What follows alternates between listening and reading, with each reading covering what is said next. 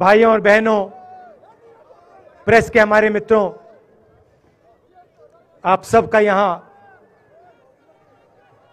बहुत बहुत स्वागत।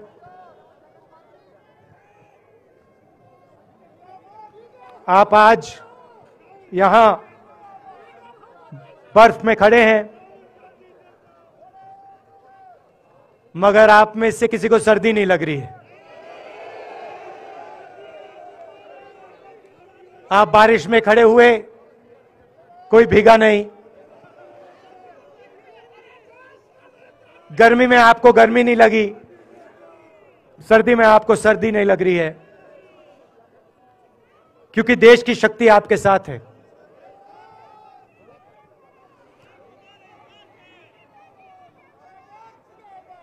प्रियंका की बात मैं सुन रहा था।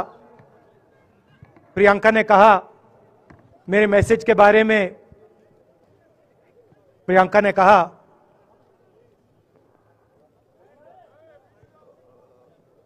नॉर्मली होता नहीं है, मगर मेरे आंख में आंसू आए।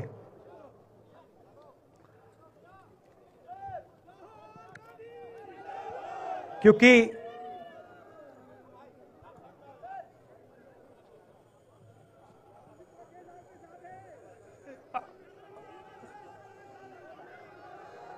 मैं कन्याकुमारी से चला, शुरुआत की, और पूरे देश में हम पैदल चले। मैं सच बताऊं, आपको अजीब लगेगा, मगर मैं बहुत सालों के लिए हर रोज 8-10 किलोमीटर दौड़ता हूं। तो मैंने सोचा था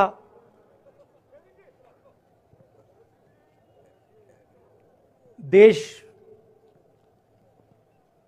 कन्याकुमारी से कश्मीर चलने में इतनी मुश्किल नहीं होगी। मेरे दिल में था कि आसान होगा। फिजिकली मेरे लिए ये मुश्किल काम, मैंने सोचा था मुश्किल काम नहीं होगा। शायद मैं काफी वर्जिश करता हूं, थोड़ा सा अहंकार आ गया, जैसे आ जाता है, मगर फिर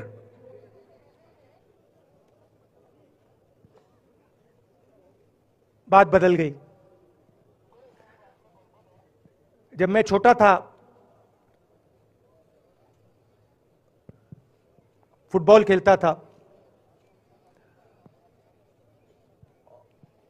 और कॉलेज में जब मैं फुटबॉल खेल रहा था, एक बार मुझे बहुत जोरों से घुटने में इंजरी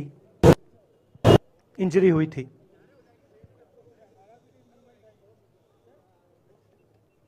मैं उसको भूल गया था।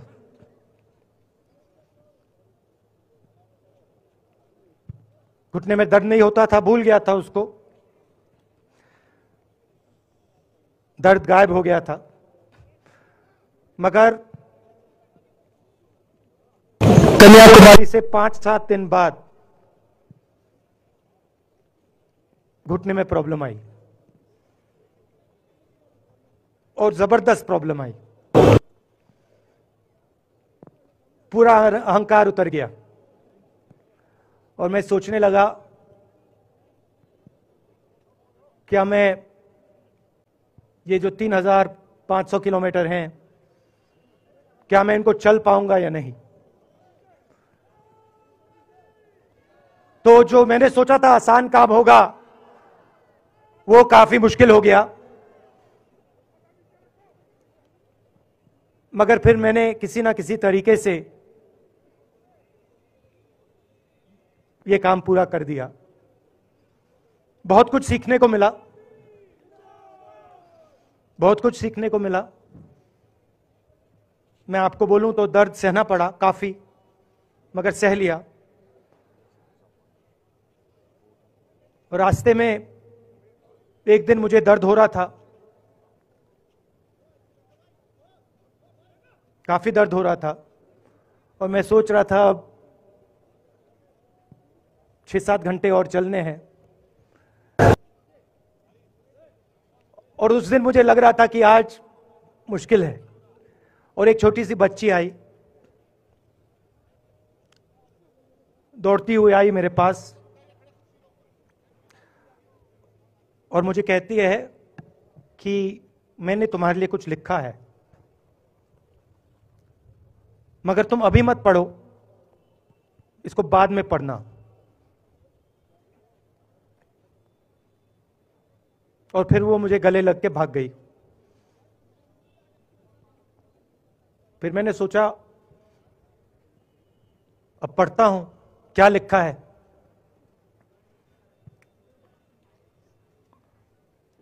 तो उसने लिखा था कि मुझे दिख रहा है कि आपके घुटने में दर्द है, क्योंकि आप जब उस पैर पे वजन डालते हो तो आपके चेहरे पे दिखता है कि दर्द है। मगर मैं आपको बताना चाहती हूं कि मैं आपके साथ कन्याकुमारी नहीं चल सकती हूं, क्योंकि मेरे माता पिता नहीं चलने दे रहे हैं। मगर मैं दिल में आपके साथ, आपके साइड में चल रही हूं, क्योंकि मैं जानती हूं कि आप अपने लिए नहीं चल रहे हो, आप मेरे लिए चल रहे हो और आप मेरे भविष्य के लिए चल रहे हो। और उसी सेकंड में, पता नहीं अजीब सी बात है, उसी सेकंड मेरा दर्द उस दिन के लिए गायब हो गया। दूसरी बात, मैं चल रहा था और उस समय, उसी समय वहां पे थोड़ी सर्दी बढ़ रही थी। सुबह का समय था और 4 बच्चे आए।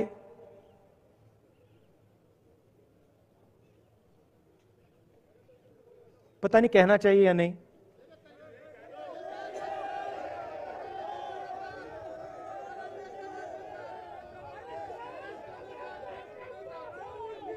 तो कह देता हूं, छोटे से बच्चे थे, भिखारी थे, भीख मांगते थे और मेरे पास आए।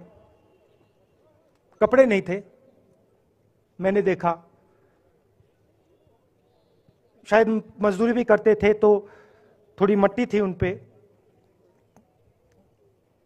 खैर मैं ये चीजें देखता नहीं हूं, तो मैं उनके साथ गले लगा,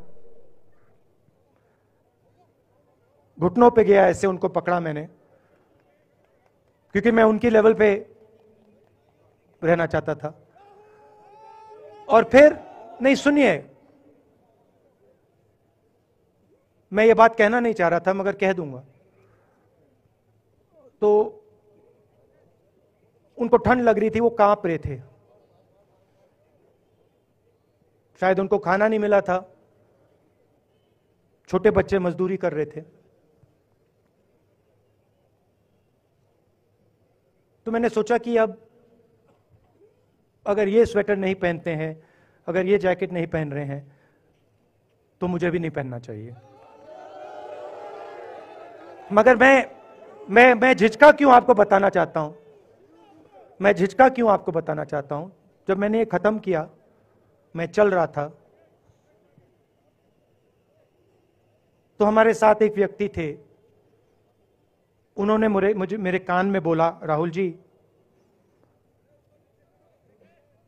ये बच्चे गंदे हैं, इनके पास आपको ऐसे जाना नहीं चाहिए। तो मैंने उनसे कहा, वो आपसे और मुझसे दोनों से साफ हैं।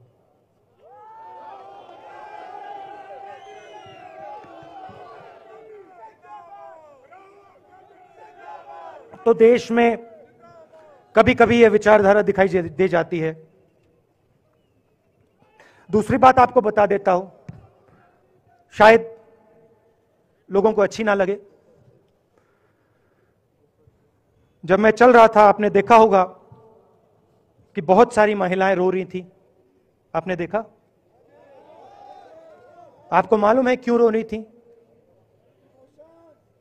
नहीं, उसमें से बहुत सारी महिलाएं इमोशनल थी, मुझसे मिलकर रो रही थी, मगर उसमें बहुत सारी ऐसी भी महिलाएं थी जिन्होंने मुझे बोला कि उनके साथ बलात्कार हुआ है, उनको किसी ने मोलेस्ट किया है, उनके किसी रिश्तेदार ने उनको मोलेस्ट किया है। और जब मैं उनसे बोलता था, बहन मैं पुलिस को बताऊं, तो मुझे कहती थी, राहुल जी पुलिस को मत बताइए, हम चाहते हैं कि आपको यह बात मालूम हो, मगर पुलिस को मत बताइए, हमारा और भी नुकसान हो जाएगा। तो ये हमारी देश की सच्चाई है। ऐसी बहुत सारी और मैं कहानियां आपको बता सकता हूं। तो फिर मैं कश्मीर की ओर आ रहा था और मैं सोच रहा था कि इसी रास्ते पे मैं नीचे से ऊपर जा रहा हूं। मैं सोच रहा था कि इसी रास्ते से सालों पहले मेरे रिश्तेदार नीचे से ऊपर आए, ऊपर से नीचे आए, कश्मीर से इलाहाबाद गंगा की ओर गए। और मुझे ऐसा लग रहा था कि मैं वापस अपने घर जा रहा हूं।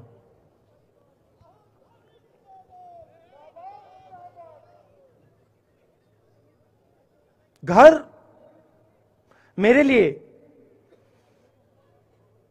जब से मैं छोटा था, मैं सरकारी घरों में रहा हूं, मेरा अपना घर नहीं है। तो मेरे लिए घर, जिसको जो स्ट्रक्चर होता है, उसको मैंने कभी घर नहीं माना।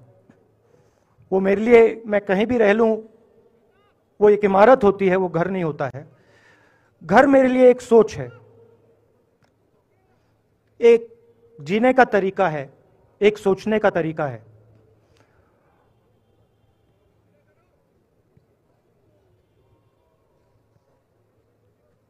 और यहां पे जिस चीज को आप कश्मीरियत कहते हो, उसको मैं अपना घर मानता हूं। अब ये कश्मीरियत है क्या? ये जो शिव जी की सोच है एक तरफ, और थोड़ी सी गहराई में जाएंगे तो उसको शून्यता कहा जा सकता है। अपने आप पर, अपने अहंकार पर, अपने विचारों पर आक्रमण करना। और दूसरी तरफ इस्लाम में, जिसको शून्यता यहां कहा जाता है, वहां फना कहा जाता है। सोच वही है। इस्लाम में फना का मतलब अपने ऊपर आक्रमण, अपनी सोच पर आक्रमण, जो हम अपना किला बना देते हैं कि मैं ये हूं, मेरे पास ये है, मेरे पास ये ज्ञान है, मेरे पास ये घर है। उसी किले पर आक्रमण करना, वही है शून्यता, वही है फना। और इस धरती पे ये दो जो विचारधाराएं हैं, इनका एक बहुत गहरा रिश्ता है, और ये सालों से रिश्ता है, जिसको हम कश्मीरियत कहते हैं। यही सोच बाकी स्टेट्स में भी है। गांधी जी वैष्णव जनतों की बात करते थे, जिसको हम यहां शून्यता, फना कहते हैं, उसको गुजरात में वैष्णव जनतो कहा जाता है। असम में शंकर देव जी ने भी यही बात कही। कर्नाटक से हमारे यहां जो लोग आए हैं, वहां बसवा जी ने यह बात कही केरल में नारायण गुरु ने ये बात की, महाराष्ट्र ने ज्योतिबा फुले जी ने ये बात की, और यहां इसको हम कश्मीरियत कहते हैं। लोगों को जोड़ना और दूसरों पर आक्रमण नहीं करना, अपने आप पर आक्रमण करना, अपनी कमी देखना।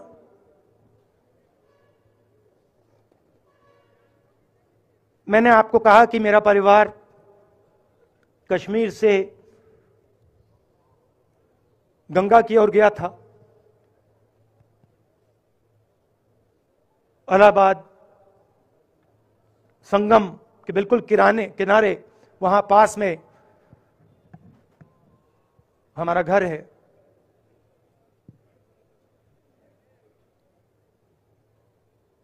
तो जब यहां से वो वहां गए, उन्होंने कश्मीरियत की जो सोच थी उसको गंगा में डाला था, गंगा में ले गए उस सोच को, और उत्तर प्रदेश में उस सोच को फैलाया था, जिसको उत्तर प्रदेश में गंगा जमुना तहजीब कहा जाता है।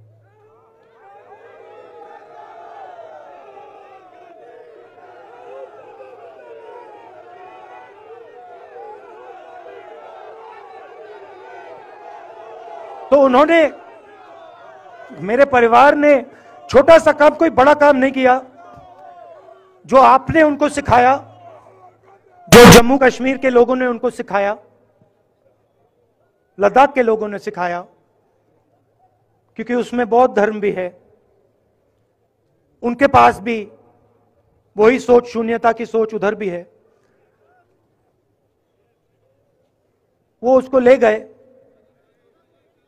और उस विचारधारा को, सोच को गंगा में उन्होंने रखा। तो मैं ये सोच रहा था, जब यहां आ रहा था, पैदल चल रहा था, और मुझे सिक्योरिटी वालों ने कहा था कि देखिए, आप पूरे हिंदुस्तान में चल सकते हो, जम्मू में भी चल सकते हो, मगर आखिरी जो 4 दिन हैं कश्मीर में, आपको गाड़ी से जाना चाहिए। वेणुगोपाल जी ने मुझे कहा पहले, और जो ऑर्गेनाइज कर रहे थे उन्होंने कहा, 3-4 दिन पहले एडमिनिस्ट्रेशन ने कहा कि देखिए, शायद डराने के लिए, कि देखिए अगर आप पैदल चलेंगे तो आपके ऊपर ग्रेनेड फेंका जाएगा। तो मैंने सोचा, नहीं सुनिए, मैंने सोचा कि ऐसे करते हैं, मैं अपने घर वापस जा रहा हूं, 4 दिन पैदल चलूंगा, अपने घर के जो लोग हैं उनके बीच में चलूंगा, और मैंने सोचा कि जो मुझसे नफरत करते हैं उनको क्यों ना मैं एक मौका दूं कि मेरी सफेद शर्ट का रंग बदल दें, लाल कर दें।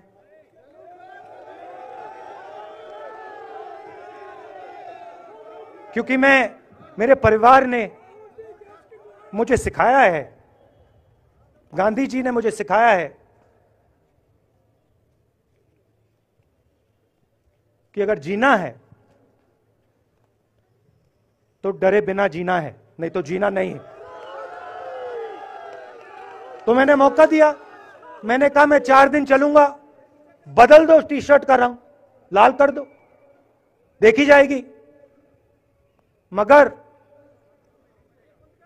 जो मैंने सोचा था वही हुआ। जम्मू कश्मीर के लोगों ने मुझे हैंड ग्रेनेड नहीं दिया, अपने दिल खोलकर प्यार दिया, गले लगे। और मुझे बहुत खुशी हुई कि उन सब ने मुझे अपना माना और प्यार से बच्चों ने, बुजुर्गों ने आंसुओं से मेरा यहां स्वागत किया।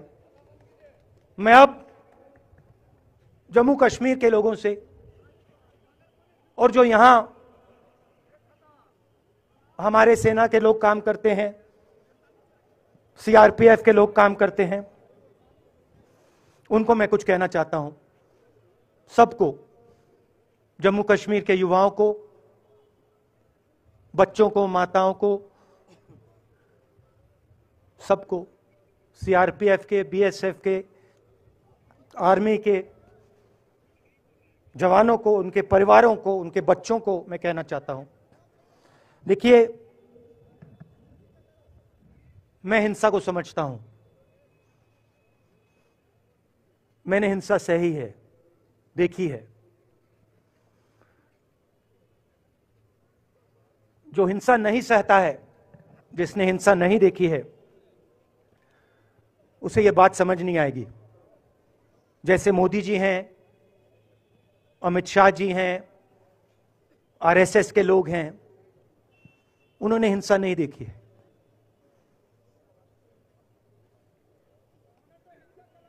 डरते हैं, नहीं डरते हैं, देखिए डरते हैं। यहां पे हम 4 दिन पैदल चले, मैं आपको गारंटी देके कह सकता हूं कि बीजेपी का कोई नेता ऐसे नहीं चल सकता है। और इसलिए नहीं क्योंकि जम्मू कश्मीर के लोग, इसलिए नहीं क्योंकि जम्मू कश्मीर के लोग उनको चलने नहीं देंगे, इसलिए क्योंकि वो डरते हैं। खैर, मैं अपने जम्मू कश्मीर के लोगों को, युवाओं को, बुजुर्गों को और आर्मी के लोगों को, सीआरपीएफ, बीएसएफ लोगों को थोड़ा सा बताना चाहता हूं। देखिए, मैं जब 14 साल का था, स्कूल में था, सुबह ज्योग्राफी की क्लास में था, मैं पढ़ रहा था, सामने बैठा था और मेरी एक टीचर आई, अंदर आई और उसने कहा, राहुल तुम्हें प्रिंसिपल बुला रहा है। मैं बदमाश था, बहुत बदमाश था जब छोटा था। बहन से पूछ सकते हो क्या क्या करता था मैं, अभी भी करता हूं।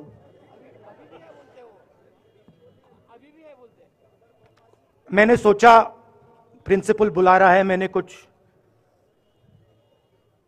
गलती की होगी, अब मार पिटेगी। वहां पे केनिंग होती थी, मैंने सोचा था अब केनिंग होगी मेरी। मगर जब मैं चल रहा था, जिस टीचर ने मुझे बुलाया, उसको देखकर मुझे कुछ अजीब सा लगा।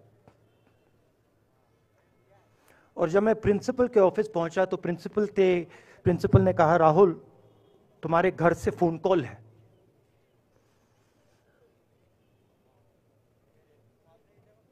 और जब मैंने उसके शब्द सुने, मुझे पता लग गया कुछ गलत हो गया है।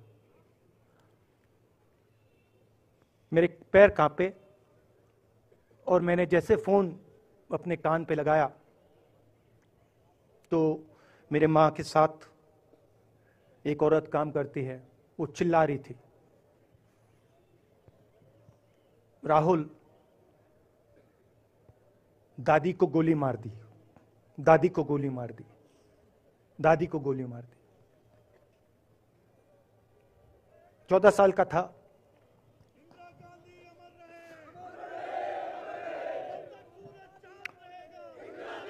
देखिए, ये जो मैं कह रहा हूं, ये जो मैं अभी कह रहा हूं, ये बात प्रधानमंत्री को नहीं समझ आएगी, ये बात अमित शाह जी को नहीं समझ आएगी, ये बात डोवल जी को भी नहीं समझ आएगी, मगर ये बात कश्मीर के लोगों को समझ आएगी, ये बात सीआरपीएफ के लोगों को समझ आएगी, ये बात आर्मी के लोगों को समझ आएगी, उनके परिवारों को समझ आएगी। तो उन्होंने मुझे कहा, नाम ओंगमू है उसका, उसने कहा दादी को गोली लग गई, दादी को गोली लग गई। और फिर मुझे गाड़ी में वापस ले गए, प्रियंका को मैंने स्कूल से उठाया, मैं वापस गए और फिर मैंने वो जगह देखी जहां मेरी दादी का खून था।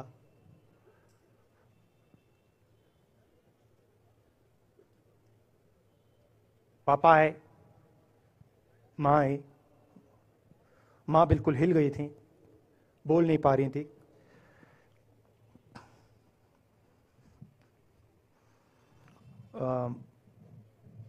हाँ,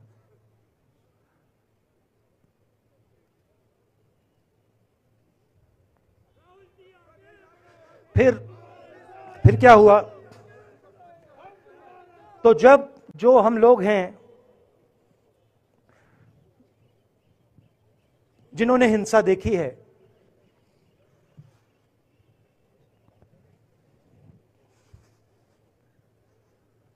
ये जो है ना, ये इसको हम बिल्कुल दूसरी तरीके से देखते हैं। ये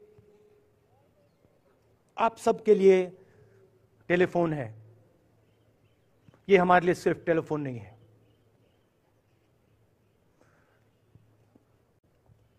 उसके बाद 6-7 साल बाद मैं अमेरिका में था और फिर से टेलीफोन आया। 21 में टेलीफोन आया। जैसे बहुत सारे, जैसे जो पुलवामा में हमारे सैनिक मरे थे, उनके घर टेलीफोन आया होगा।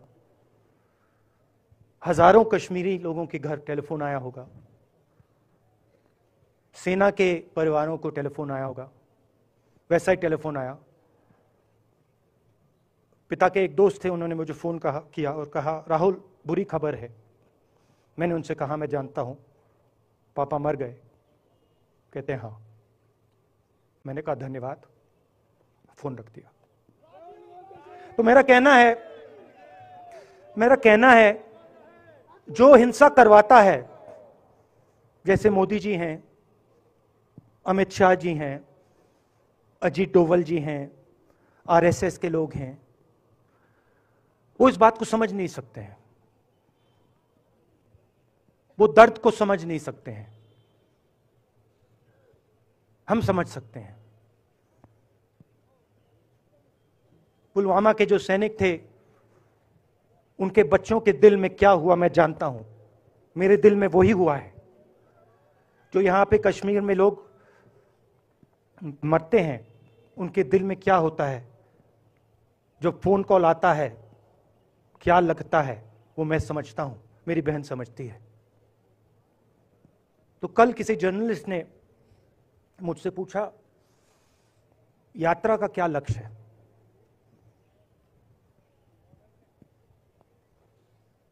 कहा कि यात्रा क्या अचीव करना चाहती है, जम्मू कश्मीर में क्या अचीव करना चाहती है।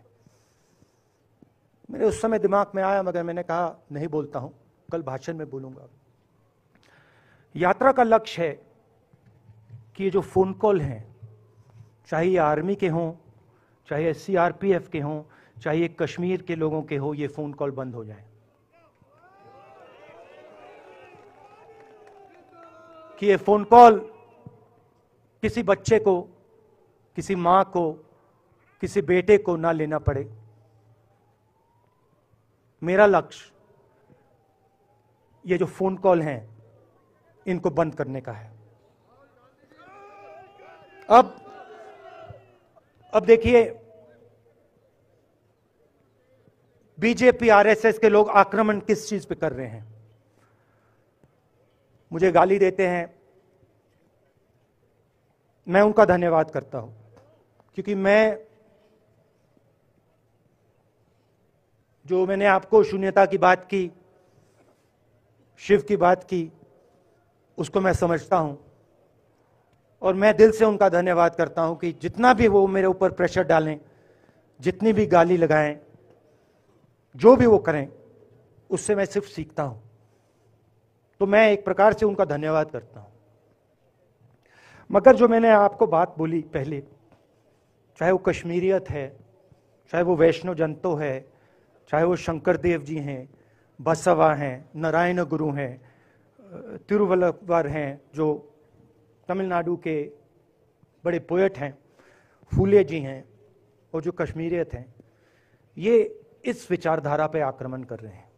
और ये जो विचारधाराएं हैं ये इस देश की नींव है, इस देश की फाउंडेशन है। और आपने जो किया, जो यात्रियों ने किया, हम सब ने किया, इस विचारधारा की रक्षा के लिए किया है। मैंने ये काम अपने लिए नहीं किया, मैं ऐसा काम अपने लिए कभी कर ही नहीं सकता हूं। मैंने ये काम हमारे कांग्रेसी मित्रों को ये अच्छा ना लगे, मगर मैंने ये काम कांग्रेस पार्टी के लिए भी नहीं किया है। मैंने ये काम, और हम सब ने ये काम हिंदुस्तान की जनता के लिए किया है। और हमारी कोशिश है कि जो विचारधारा इस देश की नींव को तोड़ने की कोशिश कर रही है, जो विचारधारा इस देश की नींव को तोड़ने की कोशिश कर रही है, उसके खिलाफ हम खड़े हों, मिलकर खड़े हों, नफरत से नहीं, क्योंकि वो हमारा तरीका नहीं है, मोहब्बत से खड़े हों। मैं जानता हूं कि अगर हम मोहब्बत से खड़े होंगे, प्यार से बात रखेंगे, तो हमें सफलता मिलेगी। और उनकी जो विचारधारा है उसको हम सिर्फ हराएंगे नहीं, मगर उस विचारधारा को हम उनके दिलों से निकाल देंगे। तो आपने, देश की जनता ने हमारा समर्थन किया। हमारी कोशिश है कि हमें, बीजेपी ने एक जीने का तरीका, राजनीतिक तरीका दिखाया है। हमारी कोशिश है कि हम एक और तरीका, जो हिंदुस्तान का तरीका है, मोहब्बत का तरीका है, वो हम देश को दिखाएं, हम देश को याद दिलाएं कि हिंदुस्तान मोहब्बत का देश है, इज्जत का देश है, भाईचारे का देश है। तो हमने जो कहा था, छोटा सा कदम लिया है, बड़ा कदम नहीं है। नफरत के बाजार में मोहब्बत की दुकान खोलने की कोशिश की। धन्यवाद। जय हिंद।